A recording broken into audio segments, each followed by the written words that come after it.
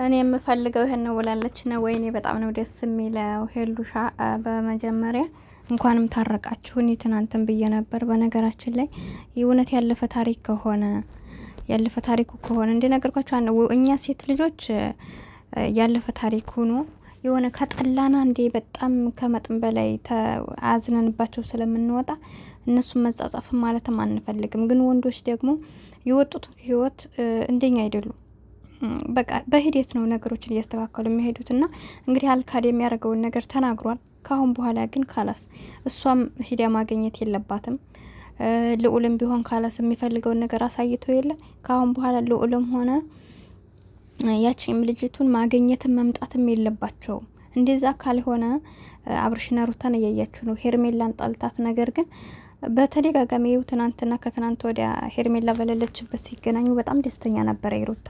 ዛሬ ላይ ግን እሷ ስትመጣ በጣም ተናዳ ነው ትታ ሄደችውና ስለዚህ ይችል አስፈላጊ አይደለችም። በቃ መምጣት የለባትም። ያለፈ ታሪክ ሆኖ ስላለፈ ታሪኩ ደግሞ ሄሉም ያለፈ ታሪክ አላት አይደል? ባለፈ ታሪክ ደግሞ የሰው ልጅ እንትን አይባልም። አሁን ላይ የሚጽፈውንም ነገር በቃ ካላስካሁን በኋላ ያለውን ተናግሮ የለው እውነታውን ባይፈልጋት እኮ ሄሉን በእርግጥ ቀለበት አያስርላትም አይደለ?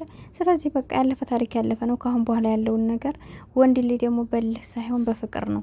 የሰው ልጅ ከመግባታችሁ በፊት ማንኛችሁም ብትሆኑ የዛን ሰው በደንብ ሳታጣሩ ትዳር ውስጥ ባግቡ የተመረጠ ነው። ከገባችሁ በኋላ ግን የደከማችሁበትን ነገር ግዴታ ዋጋ መክፈል አለባችሁና ይሄ ልጅ እንግዲህ እውነቱን ነግሯታል። ካሁን በኋላ ደግሞ በእርግጥ እሱ ሂዱ አግኝቷት አላየንም። ሄሉ ናት እንግዲህ ልዑል አንጥቶ ነው ያገናኛቸው። ስለዚህ እሱ ደግሞ ያችን የማያገኛት ከሆነ በህይወታቸው ምንም አይነት ነገር ይመጣል ብዬ አላስብም። አሰላሙ አለይኩም ወራህመቱላሂ ወበረካቱ። ውድና የተከበራችሁ ቻናል ቤተሰቦች እንዴት ናችሁ? ደህና ናችሁ ወይ? እኔ ያለሁ አልሐምዱሊላህ። ለቻናል አዲስ ከሆናችሁ ላይክ፣ ሼር፣ ሰብ እያደረጋችሁ አበረታቱኝ። ከጎን የሆናችሁ ለምታበረታቱኝ ከልብ አመሰግናለሁ። ትናንትና ከትናንት ወዲያ እንግዲህ ሁላችንም የሄሉና የቤተሰቦች አዝነናል፣ ተከፍተናል። ለምን ቀለበት ታስሮ 3 ቀን እንኳን 4 ቀን ሳይሆነው እንደዚህ አይነት ነገር ሲመጣ ሁላችንም እንግዲህ አድናቂዎቻቸው በቃ ማለት ከነሱ በላይ እኛ ማዝነን ነበር። ብዙ ያዘኑ እህቶች ነበሩና በመጀመሪያው ስለታረቁና ነገሮች በመስተካከላቸው በጣም ደስ ብሎናል።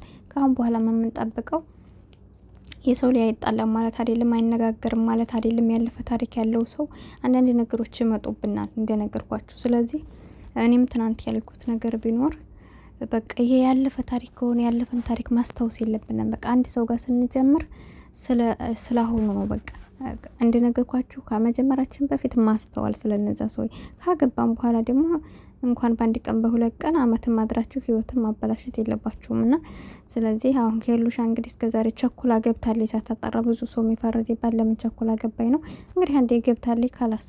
ስለዚህ አሁን ላይ ልጁ እንግዲህ ያለውን ነገር አስረድቷል። ስለ ቴክስቱም ነገር ለምን ተጻጻፍክ ያላችሁትንም አዎ የተጻጻፍኩበትን ምክንያት ያው የሰው ልጅ ባንዴ ከህይወታችሁ መውጣት ስላለባችሁ ነው። ቀስ ቀስ እያለ ነው ብሏል። እንግዲህ እንደነገርኳችሁ ይሄ ማረጉ ልክ ነው እያልኩ አይደለም፣ ልክ አይደለም። ማንም ሰው ህይወት ከመጀመሩ በፊት ማንንም ሰው ጨራሽ በስልኩም ይሁን ባይምሮ ላይ ሊኖር አይገባም። ካላስ ያሳለፋችሁት ነገር እንግዲህ ጥሩ በጥሩ ሁኔታ ያሳለፋችሁት ሰው ጋር አይምሯችሁ ላይ ይጠፋል ማለት አይደለም። ነገር ግን የአይምሯችሁ ላይ አይጠፋም ማለት አሁን ትዳር ውስጥ ከገባችሁ በኋላ ያንን ሰው እያስታወሳችሁ የኛውን እንዲጠሉ መሆን የለበትም። ወይም ደግሞ ያንን እያስታወሳችሁ የዚህኛውን ሰው እሱ ጋር የምታወዳድሩ ከሆነ ሰውና ሰው አንድ አይደለም። የብዙ ሰው ትዳርም የሚበላሸው ያለፈ ታሪክ ይኖረናል፣ ደግመን ህይወት ውስጥ እንገባለን። ህይወት ውስጥ እንገባ ድጋሚ የምናስታውሰው ምንድነው የነዛን ያለፉትን ሰዎች። ምክንያቱም ሰውና ሰው አንድ አይደለም። ያንኛው በአንድ ነገር ደስተኛ አድርጓችሁ ሊሆን ይችላል፣ ይሄኛው ደግሞ በአንድ ነገር ደስተኛ ያደርጋችኋል። የዚህኛው ደግሞ አንድ ጎደሎ ይኖረዋል፣ የዛኛውን ይሄን የጎደለውን ያን የሚሞላላችሁ ከሆነ ያን ማስታወስ የትዳር ለማበላሸት ነውና ማንንም ከማንንም ማነጻጸር የለባችሁም። ሁሉም ሰው የራሱ የሆነ አመለካከት፣ አቋም፣ መልክ፣ ቁመና ስላለው ባላችሁ ነገር አልሐምዱሊላህ ብላችሁ ያንን ረስታችሁ መኖር አለባችሁ።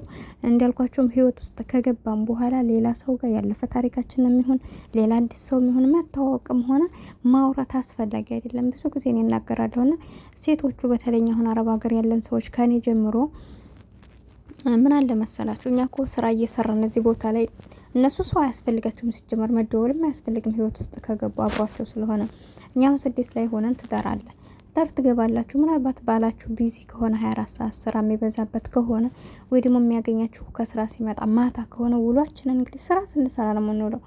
እንደዚህ አይነት ልምድ ያደረጉ ሰዎች አሁን ብዙ ልጆች ትዳራቸው የተበላሸባቸው ነውና ከዛ አንጻር በቃ እሷ ስራ እየሰራ ማውራት ከፈለገ ሌላ ሰው ጋር ትደዋወላለች። ሌላ እኮ አስባ አይደለም፣ ኖርማል ነው። ኖርማል ያለ ሰላምታ ሊሆን ይችላል። ግን እንደዚህ በምናረግ ሰዓት እኛ ሴቶቹ ቦታ ለትዳራችን ክብር ኑሮና ዝም ብለን ላላ ሰላምታ እያወራን ከሆነ ሌሎች ሰዎች ደግሞ እንደኛ ያስቡ፣ በንጹህ አያስባችሁም።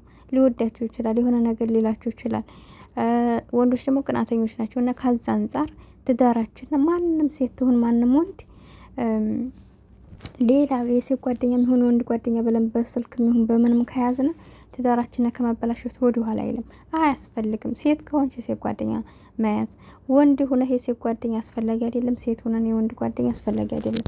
ይህ በቃ ትዳርን ያሻክራል ሁላችንም ብንሆን። ስለዚህ ቤተሰብ ካልሆነ በስተቀር እንደዚህ አይነት ነገር አስፈላጊ አይደለም። ለምን ያ ትዳር ሲበላሽ በቃ የሁላችንም ነው። እሱም ባናደር ብቻ ሳይሆን እኛም ትዳር አብሮ ይበላሻል እና ትዳር ውስጥ ከገባችሁ በኋላ ማንን ማውራት አያስፈልግም። እንደዚህ አይነት ነገር ደግሞ ስራ እየሰራችሁ ከደበራችሁ አረብ ሀገር ላይ ያላችሁት ኦዲዮ አለው ሀዲሳችሁን ኦርቶዶክሶችም የራሳችሁን እንትን የምትማሩትን ማዳመጥ በቃ ወዲዋችሁን ከፍታችሁ ትምህርት መውሰድ አንዳንድ ጊዜ እንኳን ማለት ነው። እና ብዙ ጊዜ እንደዚህ ወሬ የምናበዛ ከሆነ አይምሯችን ዝም ብሎ ነው በቃ የማይጠቅም ነገር በቃ። ግን እንደዚህ አሁን እኔ በፊት ዝም ብዬ ስልክ ላይ ነበርኩ 10 ጊዜ ማውራት በዛም ስራ ስሰራ በቃ ሰው አላወራ አይወድልኝ። አሁን ላይ ግን አሁን ሰው ከደወለ ኖርማል ይሄት ምናምን እንደዚህ አወራለሁ። ከዛ ውጭ ግን እንትን ነው ማረገው በቃ ወዲወይን ከፍታለሁኝ አዳምጣለሁኝ።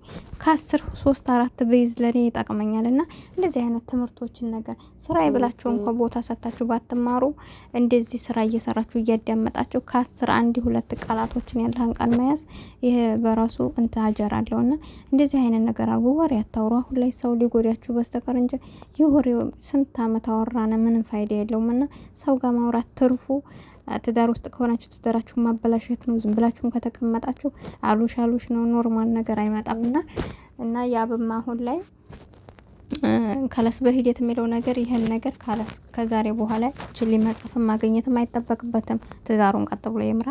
እውነትም ወዷትም አፍቅሯት ቀለበት አስሮላታል። እሷን ማጣት አይፈልግም።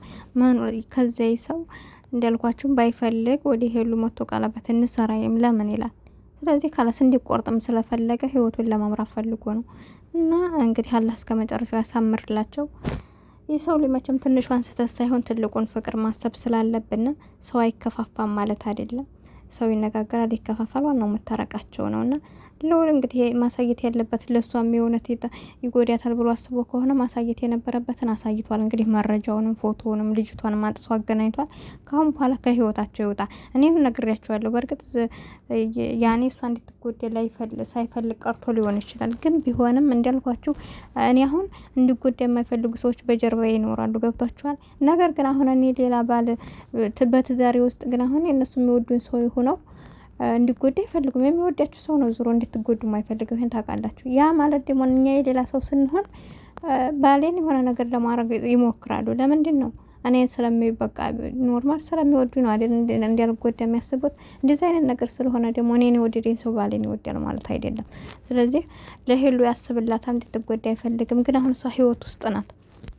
ህይወት ውስጥ ስለሆነች እንዲያለው ያብ ህይወታቸው መረበሽ ነው። እሷ እንደምጠላት ሁሉ ያችን እኮ ያብም እኮ እሱን ይጣላል። ገብቷቸዋል አይደል? ስለዚህ ሁላቸውም መቆጠብ አለባቸው ብዬ ነው የማስበው። እናንተም የራሳችሁን አስተያየት አስቀምጡልኝ።